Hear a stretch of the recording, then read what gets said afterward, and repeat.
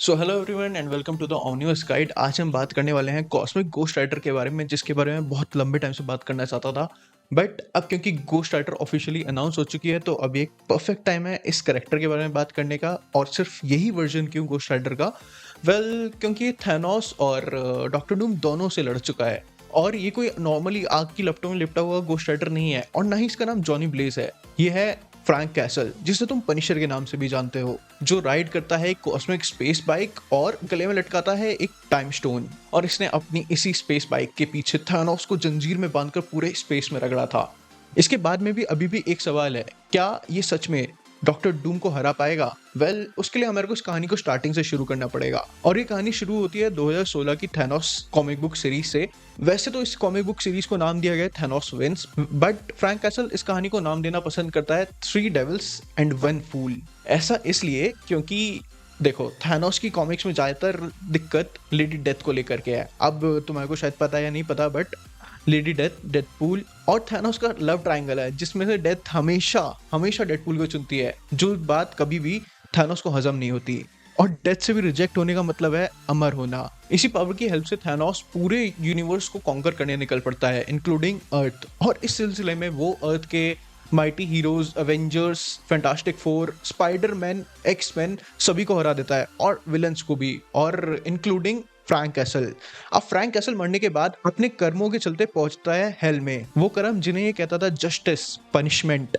और यहाँ हेल में आकर के भी वो थैनोस को पनिश करना चाहता था उसकी डीड्स की वजह से, मतलब उसके कर्मों की वजह से।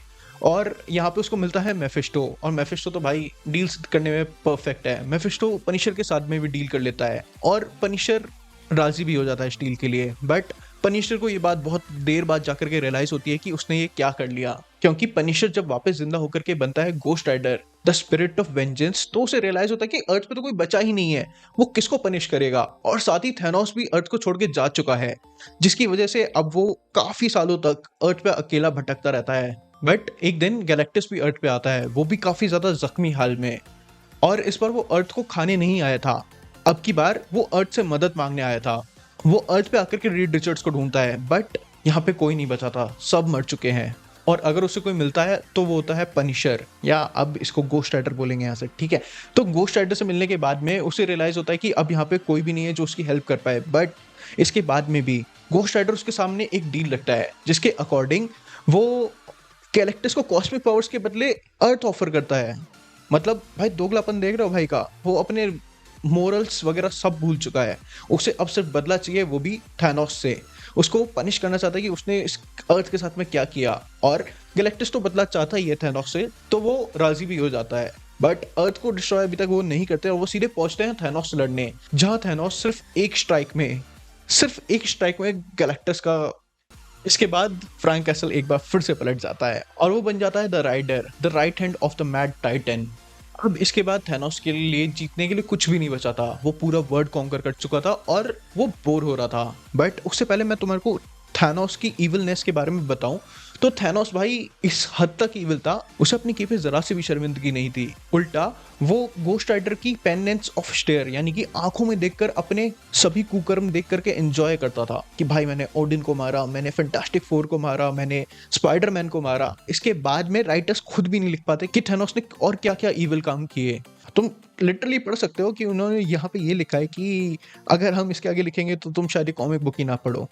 तो मैं भी यही रुकूंगा इसके इविल कारनामों के चलते। बट अब थैनोस बोर हो रहा है, और ये नॉर्मल थैनोस नहीं है, ये ऐसी टाइमलाइन का थैनोस है जहां पे वो सब कुछ जीत चुका है, इसीलिए इसको बोला गया है किंग थैनोस। तो वो टाइम स्टोन देकर के गोस्ट राइडर को भेजता है पास्ट में, उसके यंगर वर्जन को लाने के लिए, सिर्फ उसके एंजॉयमेंट के लिए।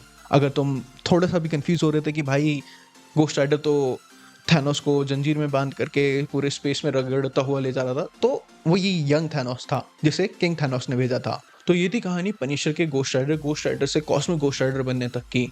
अब इसके आगे चलते हैं कि ये भाई जाकर के अब डूम से कैसे फंसेगा। तो इसके लिए अब मैं तुम्हारे को एक और दूसरी कॉमिक बुक स्टोरी में लेकर के चलता हूँ, जिसका नाम है ब्लड हंट, जो कि आई थी 2024 में।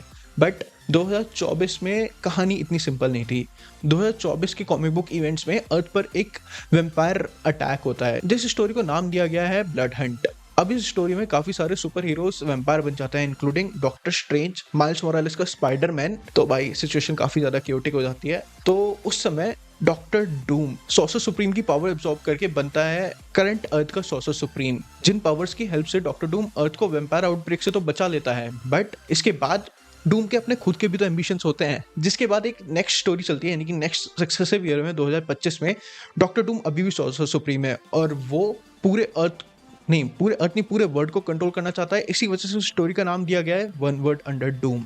अब सॉर्सर सुप्रीम का सबसे पहला काम होता है अपने अर्थ को डार्क डायमेंशन से प्रोटेक्ट करके रखना, और इसके लिए डॉक्टर डूम सबसे पहले डोरमामू को हरा देता है। भाई मतलब जो काम अभी तक के कोई भी सॉर्सर सुप्रीम नहीं कर पाया था, वो काम भाई ने सबसे पहले किया है। बट वो कहावत है ना कि एब्सोल्यूट पावर करप्ट्स एब्सोल्यूट, इसके बाद में डूम अपनी पावर में अंधा हो चुका था और ये करप्ट माइंडसेट उसके लिए भी काफी ज्यादा हार्मफुल होने वाला था। इसीलिए उसका फ्यूचर वर्जन यानी कि डूम 2099 असेंबल करता है कुछ यूनिक कैरेक्टर्स की टीम। अब देखो इस टीम में कौन कौन थे। एक तो अपना कॉस्मिक गोस्ट राइडर जिसके ऊपर हमने इतनी चर्चा करी है, उसके बाद में इसमें था ओल्ड मैन लोगन, उसके बाद में हल्क था, इसमें फिनिक्स थी सॉरी, बिशप था और खुद डूम 2099। मतलब तुम देख रहे हो अवेंजर्स तो कहीं टिकते हैं इनके सामने। उसके बाद में भी डूम इन सबको सिंगल हैंडेडली हरा देता है, मतलब कोई नहीं टिकता भाई एम्परर डूम के सामने। हाँ बाय द वे ये खुद को एम्परर डूम बोलता है, जो करंट टाइमलाइन वाला वन वर्ड अंडर डूम का जो डॉक्टर डूम है। और रही बात कॉस्मिक गोस्ट राइडर की, तो वो गोस्ट राइडर की आंखों में देखकर बोलता है I understand your pain and stare and they only work who are having some regrets but Doom has no regrets. अब तुम माइंडसेट देख सकते हो भाई का क्या है, और यही सेम माइंडसेट डॉक्टर डूम का होने वाला है जब वो थॉर से लड़ रहा होगा।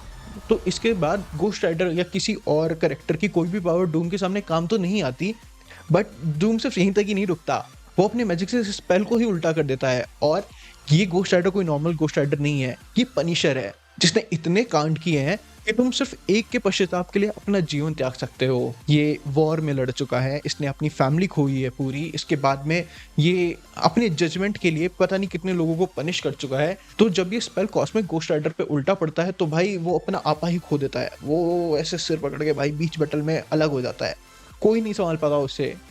तुम ही बताओ भाई, इसके बाद भी क्या तुम्हें डॉक्टर डूम की कैपेबिलिटीज पे अभी भी डाउट है, या तुम अभी भी एक्साइटेड हो गोस्ट राइडर के लिए?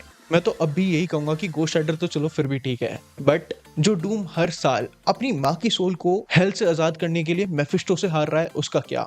मैं ये कहानी ऑलरेडी अपनी पुरानी वीडियोस में कवर कर चुका हूँ, बट अगर तुम कमेंट करोगे तो मैं इसे एक और बार विजिट करना पसंद करूंगा, क्योंकि डूम की ओरिजिन है भाई इसमें और इसको इस समय कवर करना तो बनता ही है। तो इसी के साथ ये था वीडियो का अंत। अगर वीडियो अच्छी लगी हो तो लाइक, कमेंट, सब्सक्राइब। बाय।